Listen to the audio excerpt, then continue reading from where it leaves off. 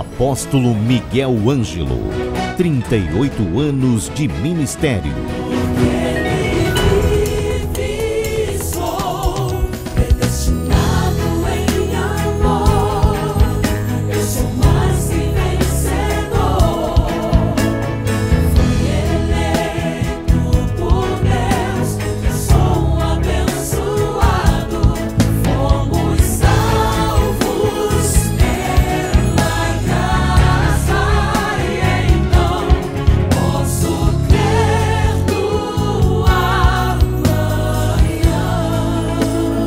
Programa Posso Crer no Amanhã.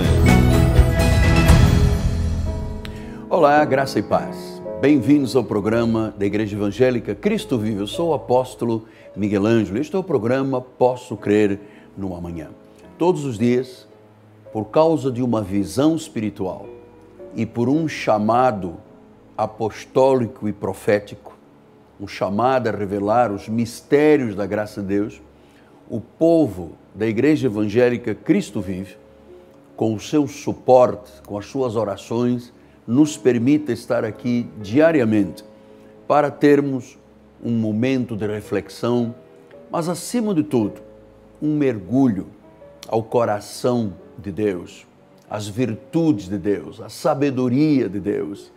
A Bíblia diz com palavras de Paulo: eu sei em quem tenho crido, Ele é poderoso. Deus é um Deus justo, é um Deus sábio, é um Deus soberano. E nós estamos fazendo nossas reflexões diárias usando o livro de Gálatas. Começamos pelo livro de Gálatas e vamos pensar juntos que este livro da Bíblia Sagrada, que é uma das 14 epístolas de Paulo, ele é na realidade a carta magna da liberdade cristã. Foi Paulo, como prudente construtor, quem lançou os fundamentos à igreja. Ele disse: agora, veja como é que cada um edifica. Não pode ser edificado com outro fundamento que não seja Cristo. Então, Paulo, nesta carta, faz algumas reflexões extremamente profundas, e você que me acompanha diariamente sabe que isto são as doutrinas da palavra predestinada de sabedoria. Se você conhece o livro de Paulo aos Gálatas, você vai amar as demais epístolas. E você vai ver que nestas epístolas estão a base do que é uma igreja, do que é a vida de um cristão, do que é, na realidade, o cristianismo. Nós que somos de origem gentílica, não temos mais que ter parte com o judaísmo. A igreja, infelizmente, há muitos anos, se tornou uma igreja judaizante. Às vezes se passa pelo mundo inteiro para se fazer um prosélito e depois se condena a pessoa enviando-a para o inferno por falta de conhecimento. Então nós estamos numa meditação profunda, diária, no livro de Gálatas. E eu, semana passada, se você me acompanha, falei daquela palavra quando Paulo disse: olha, eu fui separado desde o ventre, desde antes de ter nascido. Deus, por sua graça, me chamou. E ele continua a reflexão no capítulo 1 de Gálatas, dizendo: decorridos 3 anos, então subi a Jerusalém para avistar-me com Cefas e permaneci com ele 15 dias. Então, Paulo, quando recebeu a revelação, ele não foi a Jerusalém. Ele não foi ter com Pedro, ele não foi ter com Tiago, ele não foi ter com a lei. Jerusalém é a lei. Ele foi para Damasco, foi para o deserto, ele ouviu Deus falar e diz então que 3 anos depois de ter o seu ministério confirmado, ele disse: então eu subi a Jerusalém para avistar-me com Cefas e permaneci com ele 15 dias. E não vi outro dos apóstolos, senão Tiago, irmão do Senhor. Ora, acerca do que vos escrevo, eis que diante de Deus testifico que não minto. Depois fui para as regiões da Síria e da Cilícia. Não era conhecido à vista das igrejas da Judeia que estavam em Cristo. Ouviam somente dizer: aquele que antes nos perseguia, agora prega a fé que outrora procurava destruir. E glorificavam a Deus a meu respeito. Então, existe aqui algo muito importante na vida do apóstolo São Paulo, que a igreja de Jesus muitas vezes desconhece. Depois de Jesus Cristo, depois de Jesus, a pessoa que mais influenciou o cristianismo em todas as eras, em todos os séculos, foi o apóstolo São Paulo.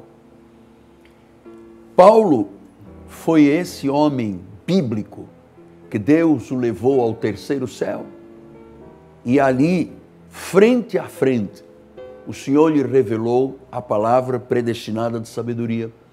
As 14 epístolas de Paulo não são apenas um testemunho de alguma coisa vista nesta terra. As 14 epístolas de Paulo são a revelação de um pacto melhor e superior.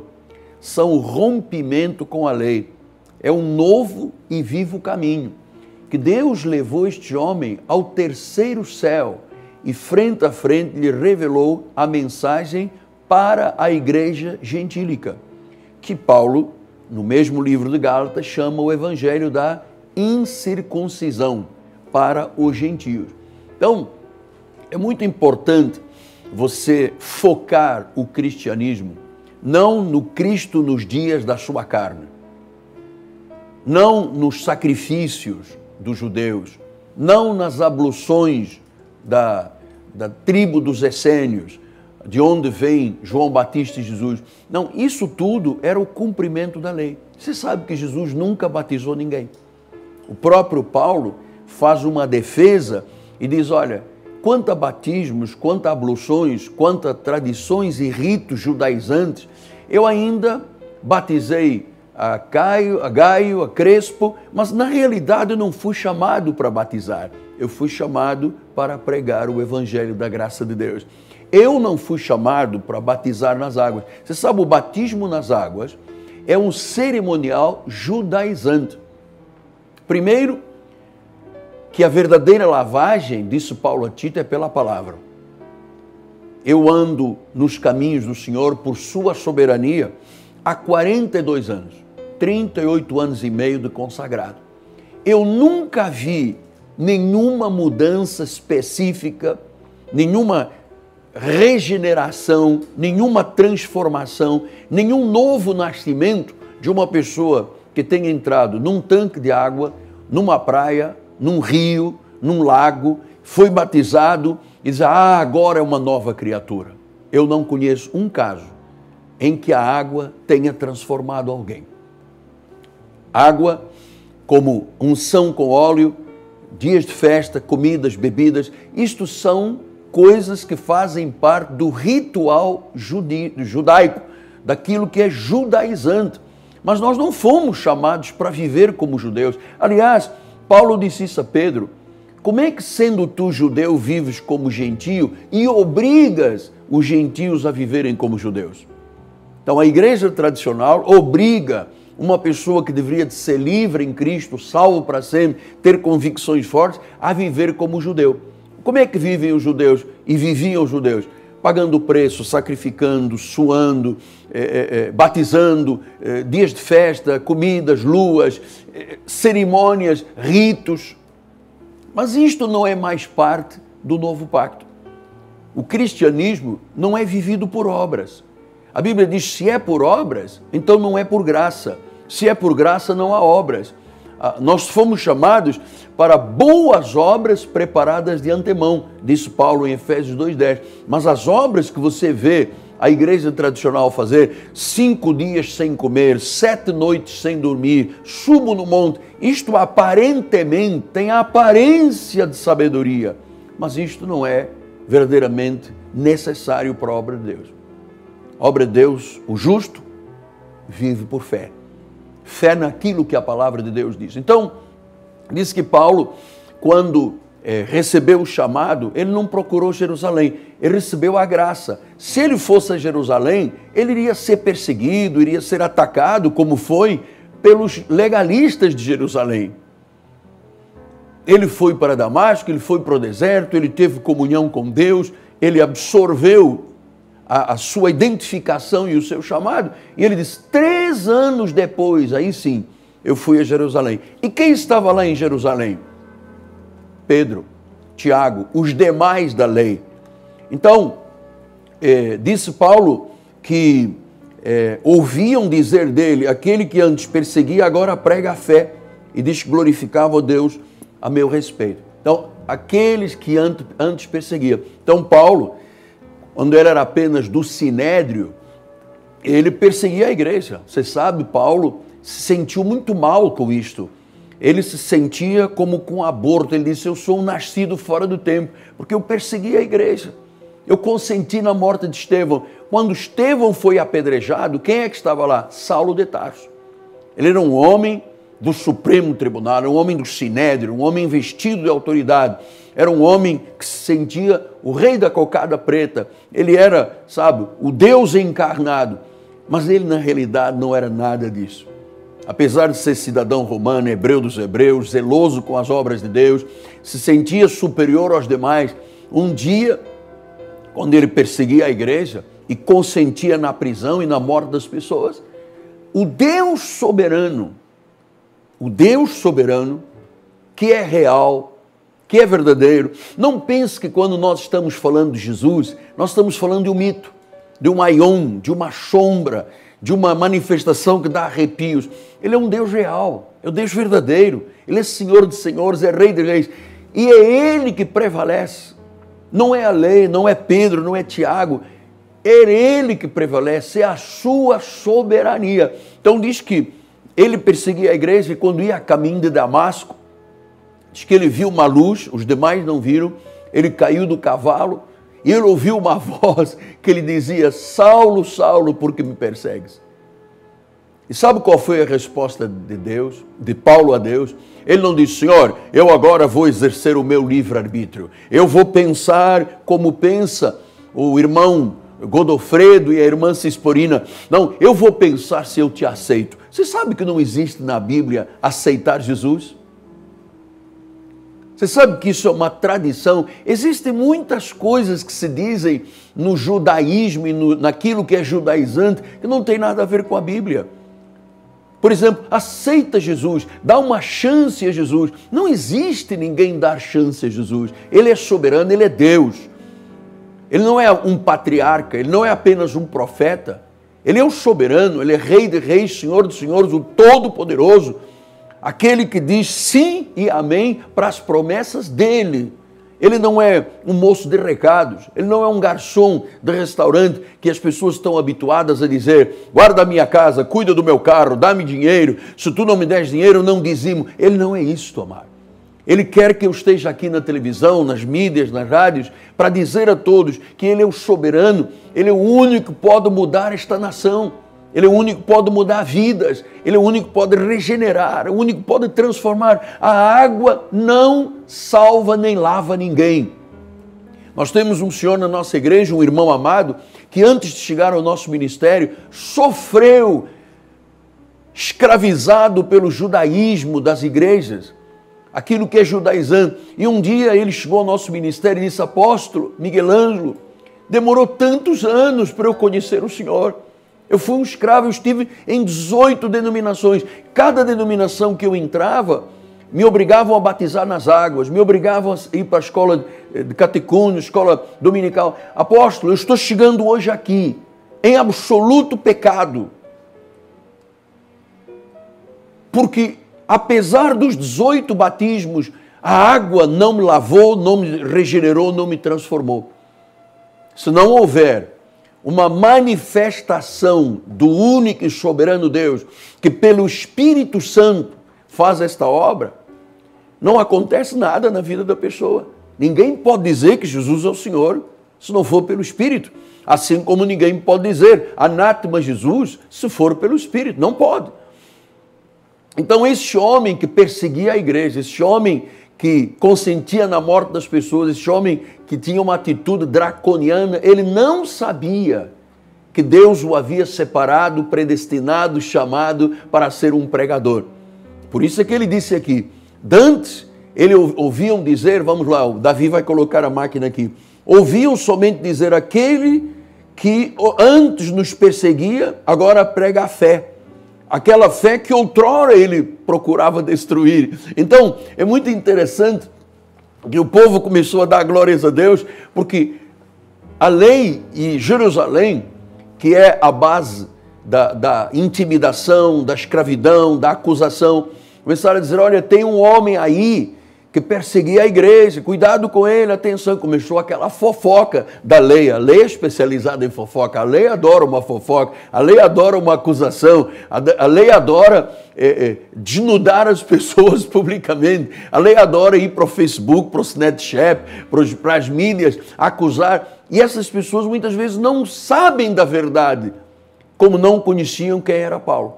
Então diziam, olha, cuidado, que esse agora prega uma fé que outrora destruía. E como é que aconteceu essa mudança? Como é que um homem que pregava contra, de repente, é o grande pregador, é a grande coluna da igreja? Porque nosso Senhor e Salvador Jesus Cristo o havia predestinado e o chamou. E quando ele caiu do cavalo a caminho de Damasco, amado, ele ouviu, Saulo, Saulo, por que me persegues? Ali não havia mais a hipótese, e nunca houve na Bíblia Sagrada, esse mito, essa mentira chamada livre-arbítrio. Isso é coisa de pregador judaizante. Você tem livre-arbítrio, se você quiser, aceita. A Bíblia não fala em aceitar, fala receber ou confessar. E a Bíblia diz que quem o recebe ou confessa, recebe o poder de ser chamado filho de Deus. Quer dizer que a confissão a Jesus, como Senhor e Salvador, é que faz a grande transformação. Não são as águas. Todos os fofoqueiros que eu conheço, todos passaram nas águas. Todos os acusadores passaram nas águas. Quem é o povo que tem uma confissão limpa, pura, genuína? Quem nasceu da palavra, que tem temor a Deus. Esse sim, esse é nascido de Deus, esse é nascido da água, esse é nascido da palavra. É esse que é salvo. Então, quem fez essa grande mudança na vida de Paulo? O Espírito de Deus, por causa da sua predestinação. Não foi o seu livre-arbítrio. Quando ele viu aquela luz cair do cavalo, Deus disse a ele, Paulo, ou Saulo, sim ou sim? E ele disse, sim, Senhor. Quem é que levou este homem que parecia tão ruim, uma persona não grata da sociedade? De repente, ele cai de um cavalo, entende, e ele dizia isso no seu testemunho, que ele andou recalcitrando contra os aguilhões, e Deus disse a ele, Saulo, só você, dura coisa é recalcitrar contra os aguilhões, não adianta lutar com Deus, meu amado.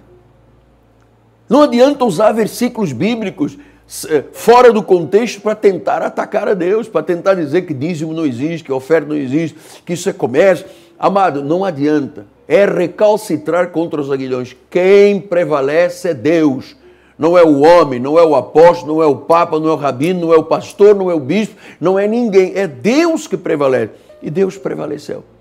E Deus disse, agora você vai se levantar, vai se levar da rua direita, você vai ficar 3 dias cego lá na casa de Ananias, depois a boca do justo te falará, você terá uma visão do reino, você pregará entre judeus, gentios e reis.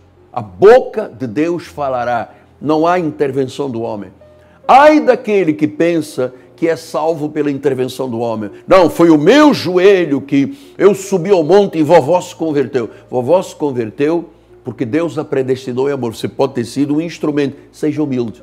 Deus é especializado em puxar na realidade o tapete, com todo o temor e tremor, do soberbo e do vaidoso. A soberba precede a ruína e a vaidade a humilhação. Então, murmuração, você sabe, o murmurador é um derrotado. Então nós entendemos que Deus ali fez um acerto de contas com Paulo, que era Saulo de Tarso. E ele foi para a casa de Ananias, consegue 3 dias depois cair nas escamas, e ele começou imediatamente a pregar. Ele não foi para high school, para college, para o full seminary, Christ the Nation, ele não foi nada disso. O Espírito Santo, por isso é que ele diz, o que eu aprendi não foi o evangelho que eu prego com homem algum. Foi o Espírito que me revelou. E eu vou lhe dizer, amado, eu tenho, se você conhecer o meu escritório de trabalho, onde eu funciono como no meu apostolado, como líder de igreja, você vai ver dezenas e dezenas e dezenas de diplomas. Isso não serve para nada, é lixo. Perante o conhecimento de Deus, eu posso lhe asseverar quem fez a obra na minha vida, quem faz a obra na minha vida, quem fará a obra na minha vida é o Senhor Jesus Cristo. É o Espírito de Deus. Então, Paulo disse isto. Olha, o povo começou a dar glórias a Deus, porque viu que eu outrora perseguia a igreja, mas agora, diz a palavra do Senhor, aquele que antes perseguia, agora prega a fé, que outrora procurava destruir, glorificava a Deus a meus pés. Prega a fé. Então, isto é o meu chamado, é pregar a fé, é pregar a revelação, os mistérios da graça de Deus. Eu não tenho parte com judaísmo. Eu não jejuo, eu não sacrifico, eu não vigilio, mas eu tenho às 4:30 da manhã, todos os dias, a minha intimidade com Deus. Eu quero saber quem são as pessoas, depois de 42 anos de ministério, que se levantam 4:30 da manhã, 4 horas da manhã, para se unirem a um grupo gigante aqui no Brasil, nas Áfricas, na Europa, nos Estados Unidos, para uma busca de intercessão. Nós oramos, suplicamos, intercedemos. Nós queremos ver mudanças em todas as áreas do Brasil. Queremos ver mudanças nas famílias, queremos ver... Isto é o que agrada a Deus, é o submetimento e a dependência. Paulo disse isso. Paulo disse, olha, eu não sou capaz de pensar em coisa alguma. Se do céu não vier, eu não tenho capacidade. Eu fui constituído ministro de uma nova aliança. Não da velha aliança, porque a letra mata, o espírito é que dá a vida. Então ele diz, a fé que outrora eu perseguia. Então eu quero que você saiba que a fé vence, amado. O mundo inteiro pode se levantar contra você. Se você for uma pessoa justa, se você for uma pessoa de fé, você vai ganhar, você vai ser vitorioso. Não tem nem que pensar, não, eu vou jogar a maldição. Não, isso não é o nosso chamado. Nosso chamado é para usar as armas da nossa milícia. As armas da nossa milícia são poderosas em Deus. Elas anulam fortalezas, destroem os sofismas e altivez que se levantam contra o conhecimento de Deus. Não pense que o diabo te ataca porque você tem carro novo ou carro velho. O diabo te ataca se você for um homem de conhecimento. Ele tem desígnios. Paulo diz, nós não podemos ignorar os desígnios de Satanás. Não podemos ignorar. Ele quer levar vantagem. Ele só não leva vantagem quando você é da graça de Deus. Quando você tem olhos iluminados. Quando você diz, eu sei em quem tenho crido. Quando você usa a sua fé. Usa a sua fé. Isto é bíblico. É isto que é o nosso chamado. Glória a Deus. Hoje é segunda-feira. Eu estou extremamente feliz. Ontem tivemos 2 abençoados cultos com o Bispo Nacional da Igreja, o Bispo Sérgio Costa Santos, a Bispa Ana Caroline. Deus seja louvado e glorificado, porque eu tenho filhos, netos, genros, todo mundo envolvido, nora, todo mundo envolvido. A nossa família é bendita do Senhor. Nós não ficamos em passeios pelos parques da Disney, nós estamos no altar, nós estamos no fronte de guerra, nós estamos trabalhando dia e noite em prol do reino. Então, ontem tivemos 2 cultos abençoados e hoje, mais uma vez, Bispo André, Bispa Cristiane, juntamente com a equipe, porque são um time, estarão na grande noite de oração, confissão e milagres. Eu quero que você venha e veja o que Deus pode fazer. Eu estou aguardando uma manifestação poderosa de Deus esta semana, porque no próximo domingo nós vamos ter a ceia do Senhor. Aqui, na Rua Maricá 320, no bairro Jacarepaguá, esta rua paralela a Cândido Vinícius, próximo do BRT da Pinto Teles, uma grande noite de oração, confissão e milagres. Nosso telefone é 3017 9090. Eu gostaria muito que você ligasse para nós, ajude-nos a manter este programa. Este programa não pode sair do ar. Este programa custa muito dinheiro e eu preciso que você me ajude. Se este programa é importante para a sua vida, lhe dá firmeza de caráter espiritual, se este programa é o seu oxigênio diário, ajude-nos. Ligue para 3017 9090 e seja parte desta programação. Muito obrigado ao povo da Cristo Vive, obrigado ao Senhor Jesus Cristo, que me dá a graça de eu estar aqui todos os dias. Obrigado à família Ambrósio, meu querido filho Rodrigo, Fabiane, donos do Turbomil, o mercado Turbomil em Vila Emília e Mesquita. Eles são uma bênção de Deus para a igreja, para a obra do Senhor e como testemunho do suporte financeiro para a nossa programação. Turbomil é o seu mercado. Obrigado a todos que amam o Ministério da Graça. Obrigado à minha equipe de televisão, sempre firme, dedicados, comprometidos com a aliança da graça de Deus. Obrigado ao Senhor Jesus, porque me permite ser um arranca-véus. Tiramos véus da lei para você ver a graça. Amém? Para você ver a verdade. Amanhã eu volto.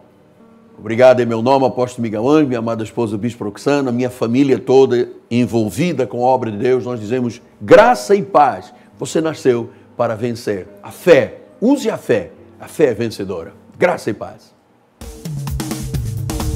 Leve a Cristo Vive com você no seu smartphone ou tablet. Fotos, mensagens, informações e a nossa rádio e TV web 24 horas online. Assista nossos cultos com transmissão ao vivo. Cristo Vive com você em qualquer lugar. Disponível para baixar nas lojas de aplicativos iOS e Android.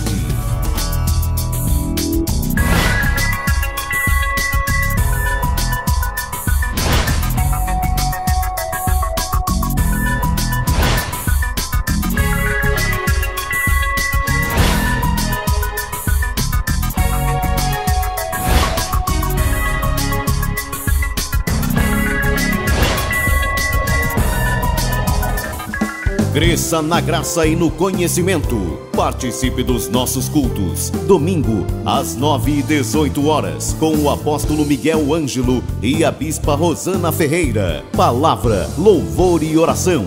Quarta-feira, às 19h30, um culto apostólico de excelência de vida. Igreja Evangélica Cristo Vive. Rua Maricá, 320, Campinho, Rio de Janeiro, Brasil.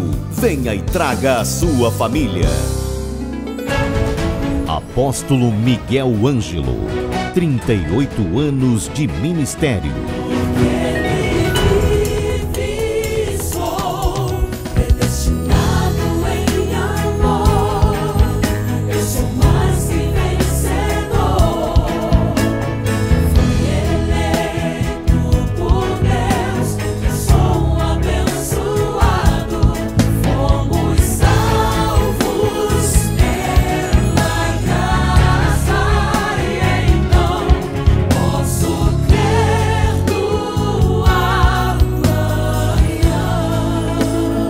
Programa Posso Crer no Amanhã.